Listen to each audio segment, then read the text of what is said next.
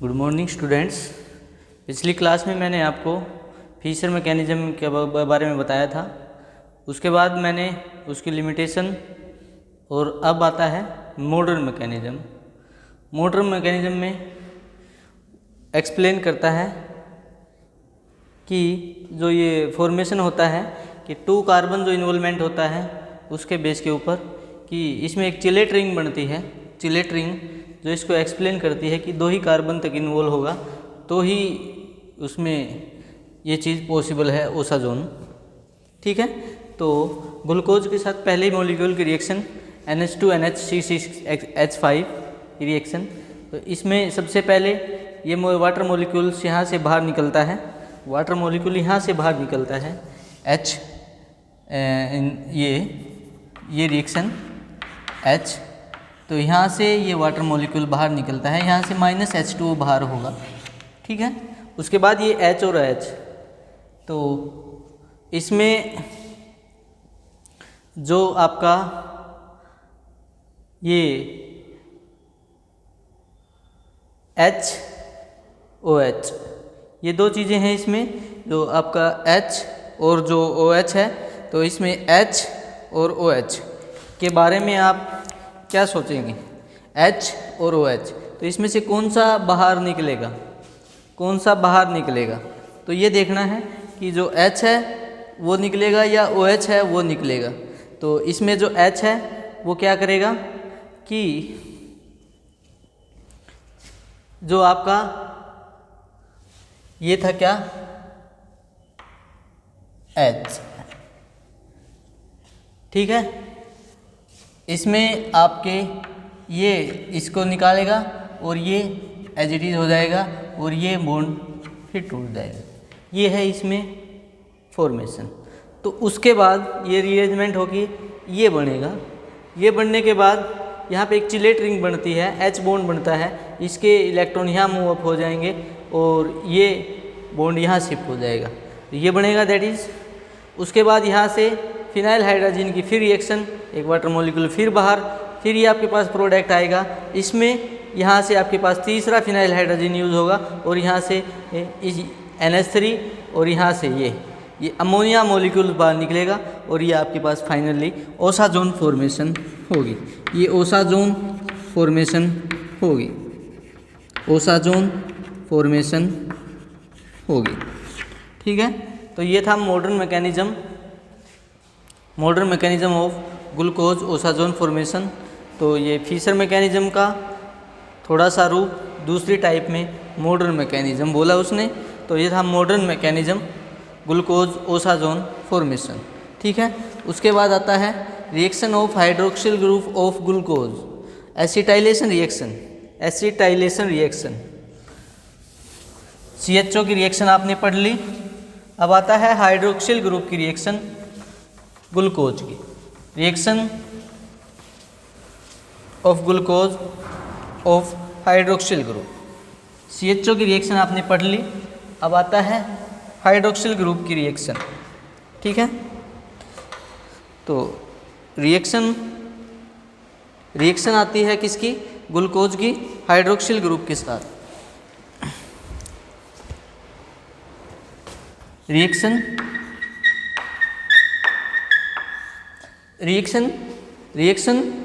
Of the hydroxyl group of glucose, reaction of the hydroxyl group of glucose, reaction of hydroxyl group of glucose. ठीक है, तो hydroxyl group के साथ reaction, पहली reaction acetylation.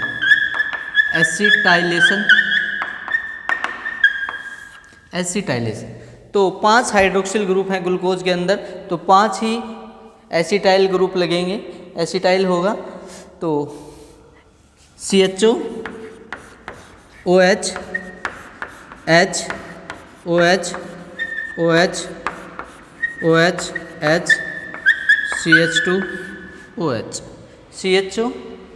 ये आपके साथ नहीं, इसमें ये ग्लूकोज है, इसके साथ एसिटिक एनहाइड्राइड,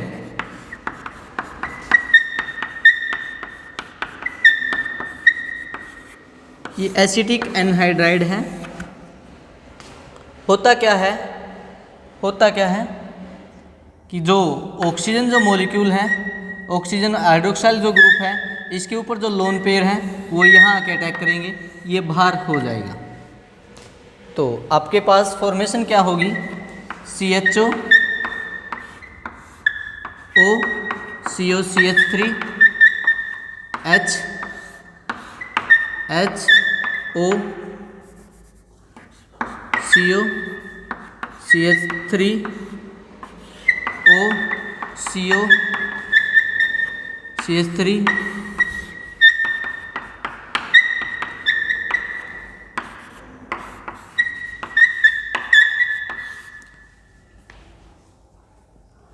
ये 5 मॉलिक्यूल एसिटाइल के लगेंगे।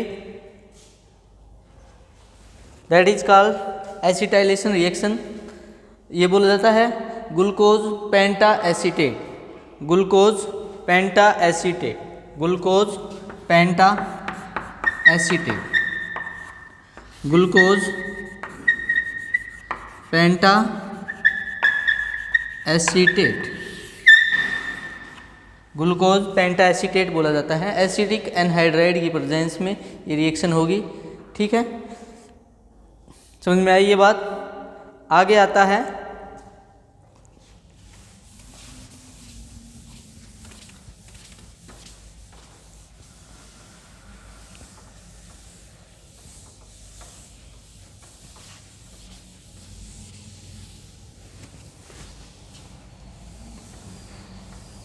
ये वैसे रिएक्शन सारी ग्लूकोज की हाइड्रोक्सिल ग्रुप के साथ चलेंगी। अब आता है reaction with alcohol, formation of glucoside. Glucose के अंदर अल्फ़ा और बीटा दो चीज़ होती हैं, अल्फ़ा और बीटा स्ट्रक्चर। जो आपने सुना होगा alpha structure beta structure, glucose के अंदर ग्लूकोज अल्फ़ा और बीटा में एग्जिस्ट करता है। तो ये ग्लूकोज की ओपन चेन है, ये ग्लूकोज की ओपन चेन है।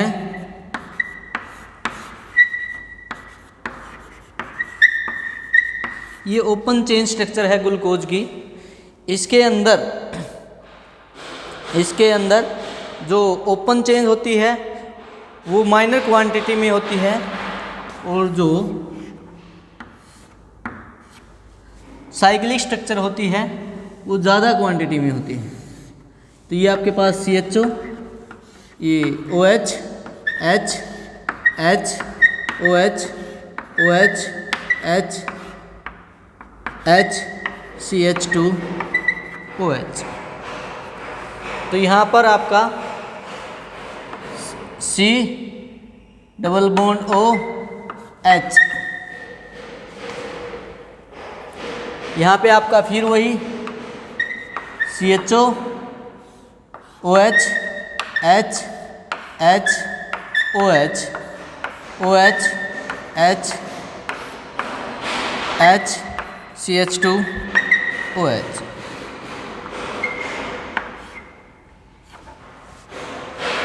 ठीक है, तो इसमें आप देखेंगे C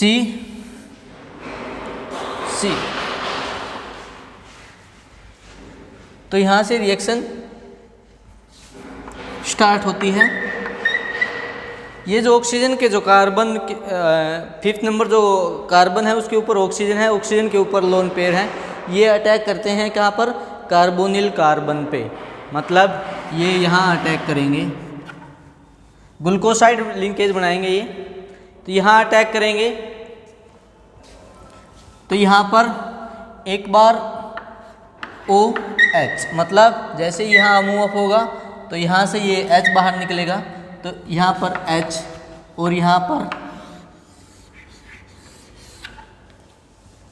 ऐसे ही सेम इसी प्रकार से एक बार H उस साइड आ सकता है। मतलब मैं आपको सर्कल करके दिखा रहा हूँ, ये OH का मामला रहेगा। एक बार इस साइड भी आ सकता है ये ऑक्सीजन है, इसमें यहाँ पे भी ये ऑक्सीजन है। समझ में आई मेरी बात। ये ऑक्सीजन है, ये ऑक्सीजन है, दो दो दो, ये जो ऑक्सीजन है ये इसमें लिंकेज में रहेगी, दैट इज कॉल्ड, ये तो ओपन चेन बोली जाएगी, ओपन चेन, और ये आपकी ग्लूकोज की चेन स्ट्रक्चर बोली जाएगी।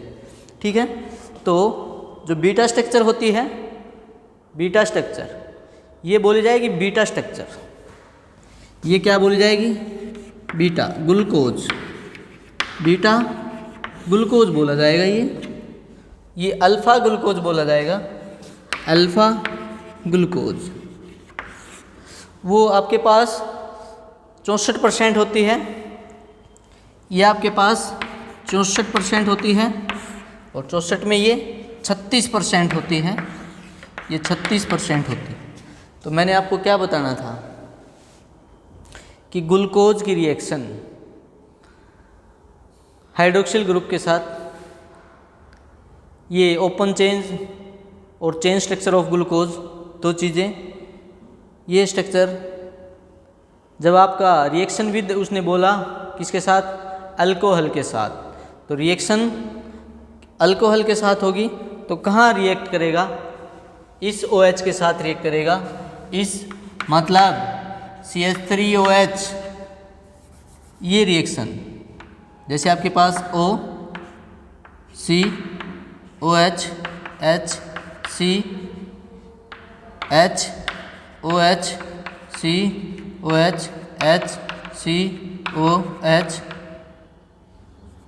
ये आपके पास यहाँ पर ये H, ये OH, CH2OH, ये था, मतलब अल्कोहल के साथ रिएक्शन करेंगे, अल्कोहल के साथ रिएक्शन करेंगे तो एक बार कार्बन के साथ OCH3 इस साइड लगेगा, H वही same structure, OH H H OH OH H H CH2OH, ये था। तो glucose, alpha glucose, beta glucose, ये आपकी स्ट्रक्चर थी। ठीक है, उसके बाद इसमें आगे आता है अगला action of alkali, action of alkali कि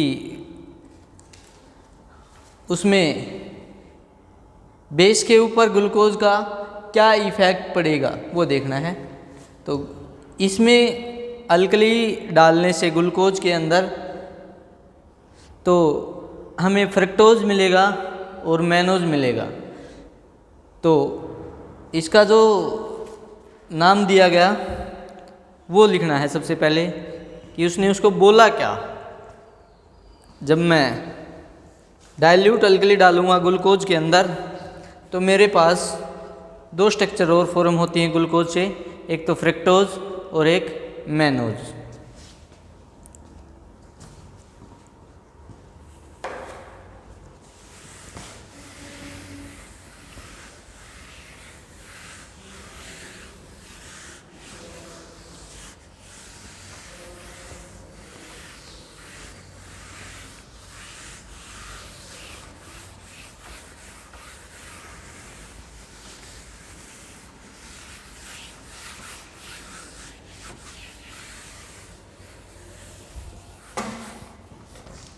तो मैंने आपको बताया ग्लूकोज के अंदर अगर मैं डाइल्यूट अल्कली डालता हूँ तो मेरे को मिलता है फ्रक्टोज और मैनोज। तो आज के लिए इतना ही काफ़ी, अगली क्लास में मैं आपको पढ़ाऊँगा। Thank you.